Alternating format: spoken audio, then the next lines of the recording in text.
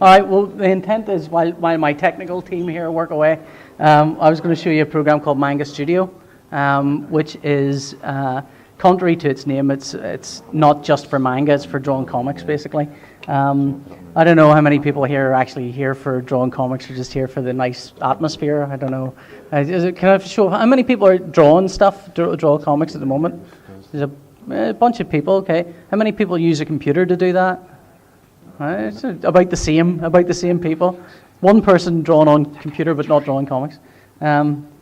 So Manga Studio is, there are two versions of it. It's very different from Photoshop, which,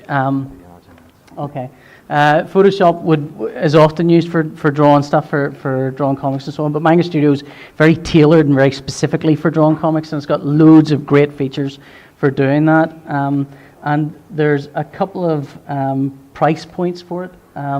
You can buy Manga Studio for, I think it's $49 for a version called the Deluxe version. And then there's an EX version, which has got all the features, which is something like $299, but they always have sales on. There's always a $99 sale. And if you're going to buy it, buy that version. And I'll go through some of the features of it to let you see. So one of the first things about Manga Studio, let's see if we can show you that. There we go. Manga Studio has two specific types of documents. There's page files, which is very like as you would work with Photoshop, where you have a single individual image.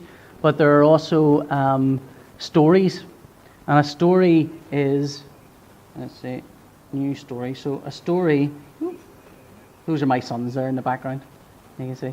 A story file can have multiple pages. So you can see the other thing as well, unlike Photoshop allows you to set pretty much any size. Manga Studio does that as well, but it's very specifically set up for drawing comics. So you have lots of page templates.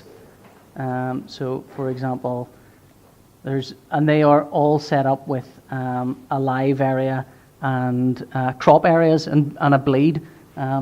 And if you're actually involved in real proper production, when you're actually going to print, you've got to keep in mind things like a live area, which is where artwork can sit and will always be seen.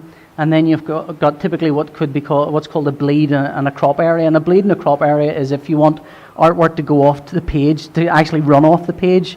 And what you have is a crop area, which is a piece of artwork which may be deleted. Or not deleted, maybe cropped. Whenever they actually print the comic, you find, for example, that pages on the outside, on the first couple of pages, are actually physically larger than pages in the middle of a comic because of the actual process of printing and cutting. It's gone. The brightness is gone there. Don't worry, it'll be fine. It'll be all fine. So anyway, so Manga Studio, you can create a new page, which is one single page.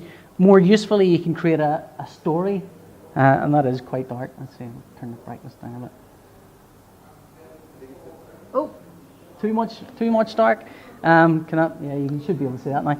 So what you can do is, for example, what I'm about to do is create a 22-page comic, and what that does, well, a 24-page comic. What that does is actually sets up an array of individual pages, as you would have for a normal comic.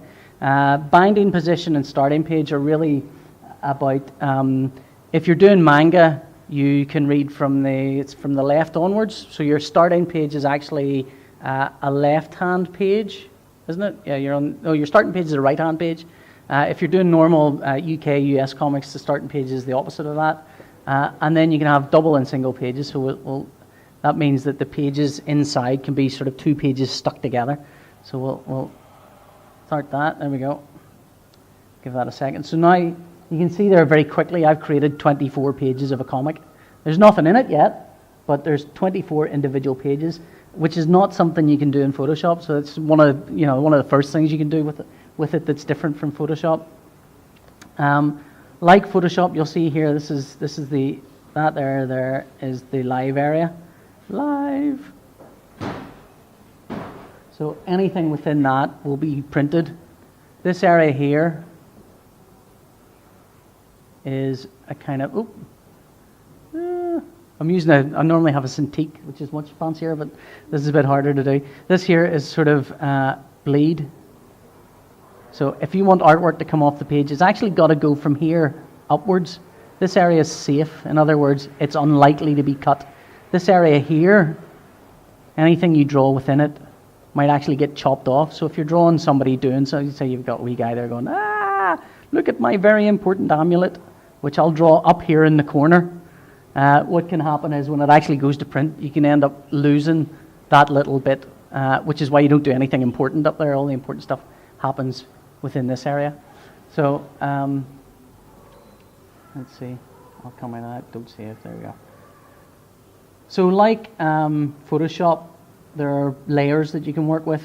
Unlike Photoshop, though, Photoshop has essentially two or three kinds of layers. There's normal layers where you draw on things, and then there's adjustment layers which will adjust the layer that you've drawn on. So they might have a threshold, or they might invert everything. And then you've got, I think, masking layers. But within Manga Studio, you have a normal drawing layer, which can be like this. But one of the things with Manga Studio allows you to do that Photoshop doesn't is it allows you to mix resolutions. So for example, you can have a very loose pencil layer, which is 150 dpi, and that's what we're going to do here. And that allows you to draw. And if I zoom in on that, you'll see it's quite blocky very quickly. And you'll see that the layer, that blue layer is actually 600 dpi, and that black layer is